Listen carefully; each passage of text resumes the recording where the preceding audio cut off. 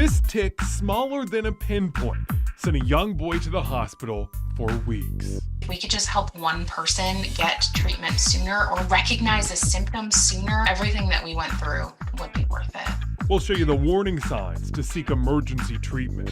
The U.S. has millions of monkeypox vaccine shots in our stockpile, but most of them are not in America. Where they are and why. Plus, we always knew North Carolina is better than California, Texas, New York, or Florida. Now there's proof. We are on the cutting edge of the clean energy economy. And it's landing a new program in the Triad to get you a high-paying job. Let's dig into it. More than $23 million coming into a Triad institution, the grant announced by the U.S. Economic Development Administration today. That money for a new training program is being aimed at bringing more money, an even bigger pot, right here to the Triad through more green energy jobs. Hey there, I'm Ben Briscoe. And I'm Tanya Rivera. From now until 6 o'clock, we're giving you the context for today's big headlines, starting on the campus of North Carolina A&T. With Toyota battery, making their EV batteries here, and that workforce with Boom Supersonic, making cleaner airplanes, with North Carolina A&T State being a hub of education, but all other educational institutions, our high schools, our community colleges, working together, the Triad is taking off. North Carolina A&T wrote a 15-page grant application to get the money, full of compelling arguments about why North Carolina needs more training for green energy jobs. They say there are more than 1,000 green energy companies already in our state who are expected to need anywhere from 3,000 to 10,000 new employees every year. In fact, North Carolina had more green energy job growth than bigger states like California, Texas, Florida, New York, and Pennsylvania. And that was before Toyota and Boom Supersonic both announced they were coming to the Triad. The program at North Carolina A&T is called Steps for Growth, with a small s to emphasize there's more than one step in action under the plan.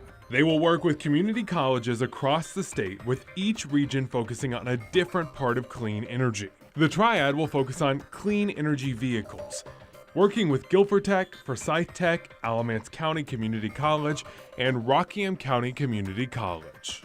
They're planning to get 5,000 students in the workforce within 4 years, and another 4,000 every year after that, all to keep supplying fuel to North Carolina's growing green energy economy. One other part of the grant application that really stood out, they say North Carolina's green energy sector is growing in part because we've got a lithium mine proposed in North Carolina. Geologists say that Gaston County site is loaded with the main product used in making renewable batteries. Plus, there's those strong winds off North Carolina's beaches that can be used for renewable energy. And on average, there are 213 sunny days every year right here in the Triad. All of that makes us really attractive to companies looking to develop renewable energy sources. Well, that grant comes from the American Rescue Plan dollars, but where does that money come from? President Joe Biden signed the American Rescue Plan into law last March. In the $1.9 trillion plan, $300 billion was set aside to assist communities with their economic recovery, building local economies resilient to future economic shocks. Well, $500 million of those dollars make up the Good Jobs Challenge Fund. In total, 32 grants were awarded in 31 states and Puerto Rico. More than $23 million of that Good Jobs Challenge will help grow our clean energy workforce right here in the Triad.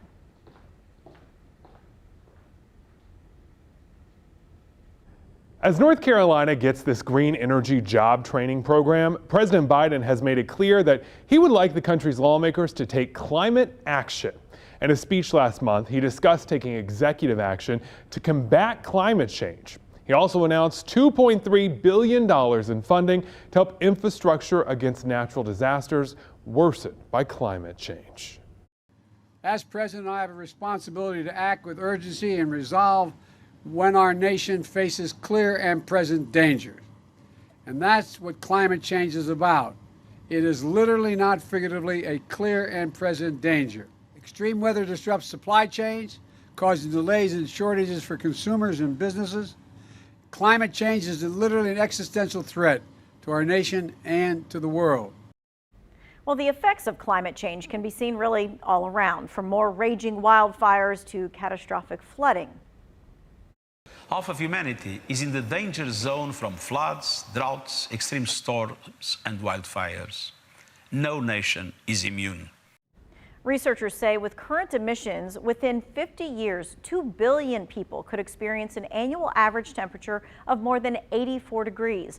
The current average temperature is around 57 degrees Fahrenheit. All right, so what we want to do is we want to see some ways that climate change has impacted us here in the Triad. So Monique, what do you see as some markers there for here?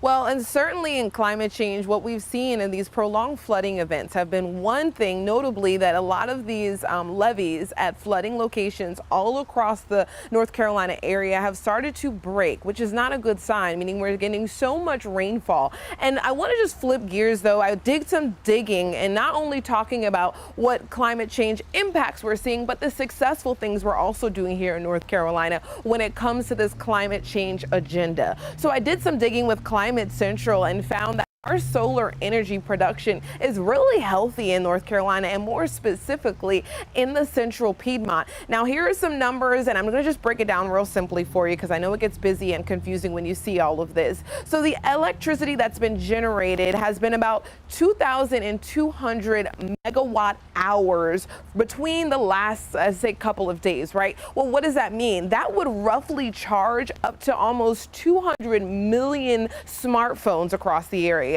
which means that some folks are really taking this thing serious and using that solar power to create energy and electricity that can really help us in the long run as this climate change conversation continues.